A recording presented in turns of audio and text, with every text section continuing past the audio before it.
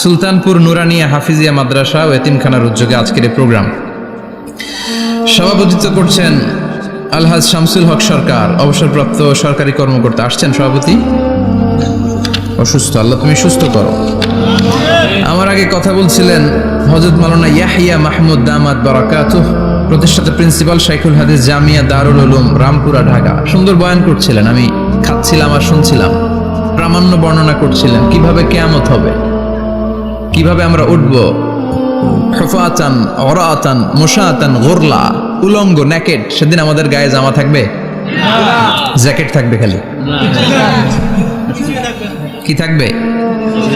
কিছু থাকবে, জামা থাকবে না, পায়ে জুতা থাকবে না, পেটে খাবার থাকবে না, খালি থাকবে চিৎকার। সেদিন থাকবে কি?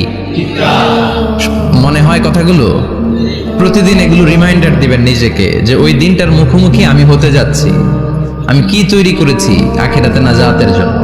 প্রতিদিন ভাবতে হবে যে দাদা চলে গেল, বাবা চলে গেল, আমিও ওই একই পথের যাত্রী। দ্য ডেস্টিনেশন ইজ সেম, গন্তব্য এক, কেউ আগে কেউ পরে। এটাই ওয়াজ, এটাই দামি ওয়াজ। এটা মনে রাখলেই মানুষ আর চুরি করতে পারে না, মিথ্যা বলতে পারে না, ইফটিজিং করতে পারে না, পরকিয়া করতে পারে না, মতের বিরুদ্ধে গেলে তারে রামদা দিয়ে কোপাইতে পারে না। চিল্লা এখন ঠিক কিনা? এটাই হচ্ছে ইসলাম। আখিরাতের স্মরণ, যিকরাদ্দার, চলে যেতে হবে। ছোট্ট আছি, বড় হব।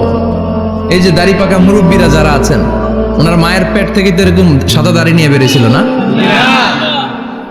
ছোট্ট বাচ্চা হয়ে এসেছিল, ওনারা ওয়া ওয়া করে কেঁদেছে। শৈশব, কৈশোর, যৌবন, প্রৌঢ়ত্ব, বার্ধক্য, বয়সের ভার, চুল আর দাড়ির শুভ্রতা। আগে ছিল সিঙ্গেল, হয়েছে ডবল, এরপরে হয়েছে মেয়ের বাপ, এরপরে শ্বশুর, এরপরে নানা। This is the circle of life. এটাই সার্কেল, রাউন্ড, এভাবে ঘুরে আবার চলে যেতে হবে। এই চিন্তাটা যদি মাথায় থাকে, ওই লোক টেন্ডারবাজি করতে পারে? চাঁদাবাজি, ইফটিজিং, মিথ্যা বলতে পারে? যৌতুক খেতে পারে? এজন্য সবসময় give yourself the reminder of আখিরাহ। আখিরাতের রিমাইন্ডার নিজেরাই নিজে দেন। অন্যায় হয়ে গেলে, ভুল হয়ে গেলে রিমাইন্ডার দেন যে থাকতে আসি নাই, চলে যাব। কেউ থাকতে পারে নাই, নবীরাও পারে নাই। যেই মালাকুল মাউত রুহু কবজ করে, ওই ফেরেশতা থাকতে পারছে?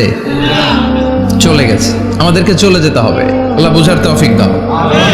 তো উনি এগুলো নিয়ে দেখলাম কথা বলছিল, চমৎকার বলছিল। এরকম ভালো আলেমদের দাওয়াত দেওয়া উচিত, যারা কিচ্ছা কাহিনী না বলে কনস্ট্রাকটিভ কথা বলে। কিছু শিখে যাওয়া যায়, কিছু জেনে যাওয়া যায়।